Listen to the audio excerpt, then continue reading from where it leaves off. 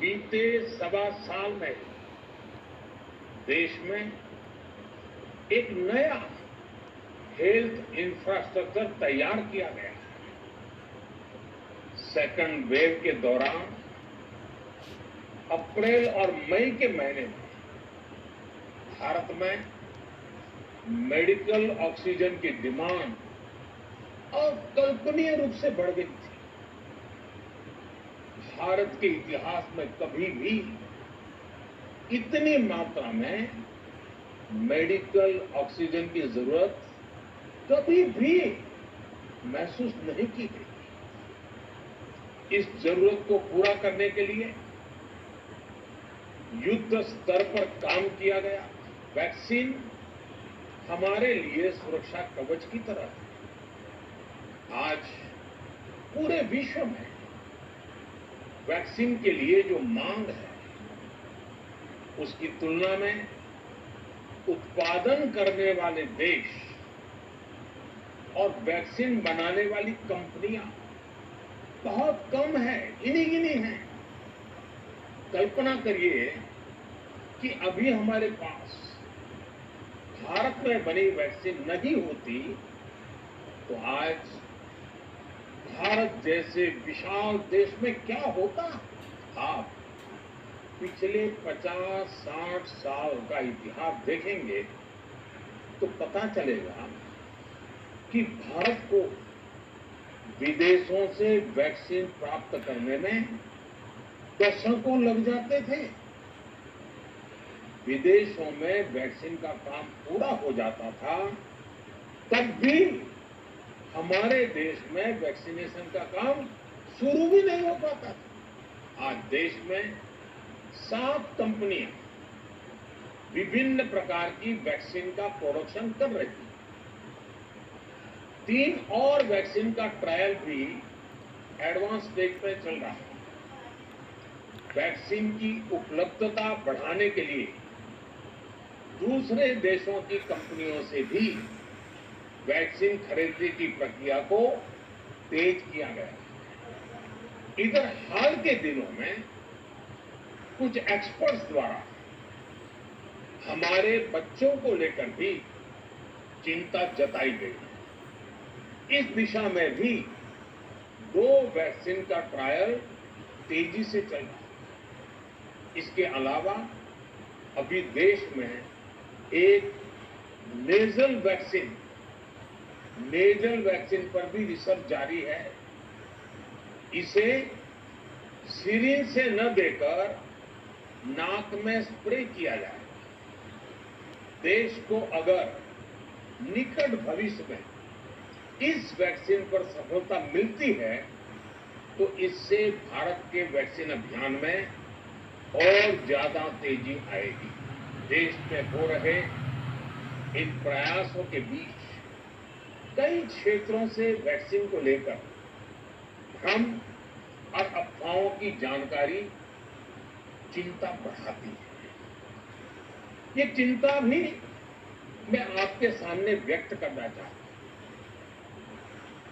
जब से भारत में वैक्सीन पर काम शुरू हुआ, तभी से कुछ लोगों द्वारा ऐसी बातें कही गई जिससे आम लोगों के मन में शंका पैदा हो। कोशिश ये भी हुई कि भारत के वैक्सीन निर्माताओं का हौसला पस्त पड़ जाए और उनके सामने अनेक प्रकार की बाधाएं आए। जब भारत की वैक्सीन आई तो अनेक माध्यमों से शंका आशंका को और बढ़ाया गया। वैक्सीन न लगवाने के लिए भांति भांति के तर्क प्रचारित किए गए। इन्हें भी देश देख रहा। जो लोग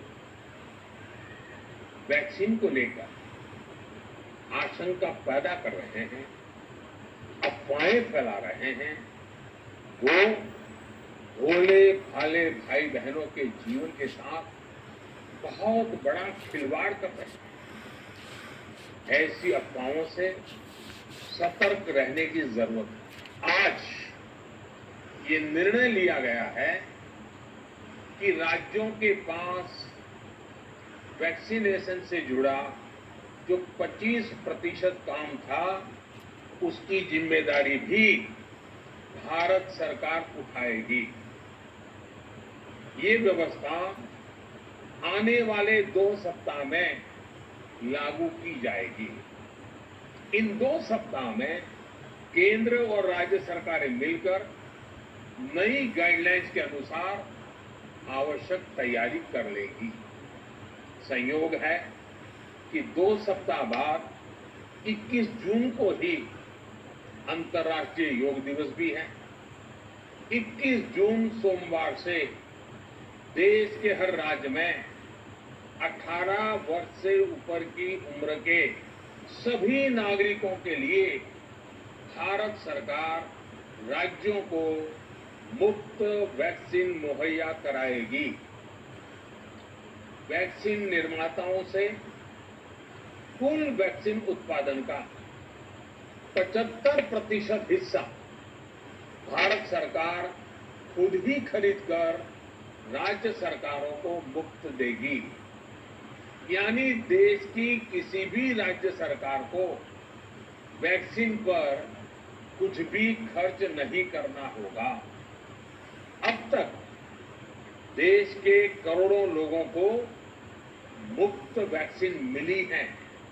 अब 18 वर्ष की आयु के लोग भी इसमें जुड़ जाएंगे। सभी देशवासियों के लिए भारत सरकार भी मुफ्त वैक्सीन उपलब्ध करवाएगी। गरीब हो, निम्न मध्यम वर्ग हो, मध्यम वर्ग हो या फिर उच्च वर्ग, भारत सरकार के अभियान में मुफ्त वैक्सीन ही लगाई जाएगी। हाँ, जो व्यक्ति मुफ्त में वैक्सीन नहीं लगवाना चाहते, प्राइवेट अस्पताल में वैक्सीन लगवाना चाहते हैं, उनका भी ध्यान रखा गया है।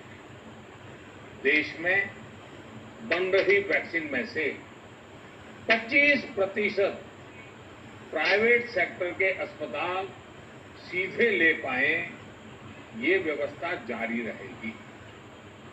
प्राइवेट अस्पताल वैक्सीन की निर्धारित कीमत के उपरांत एक डोज पर अधिकतम 150 रुपये ही सर्विस चार्ज ले सकेंगे। इसकी निगरानी करने का काम राज्य सरकारों के पास ही रहेगा। मोदी सरकार के बड़े फैसले के बाद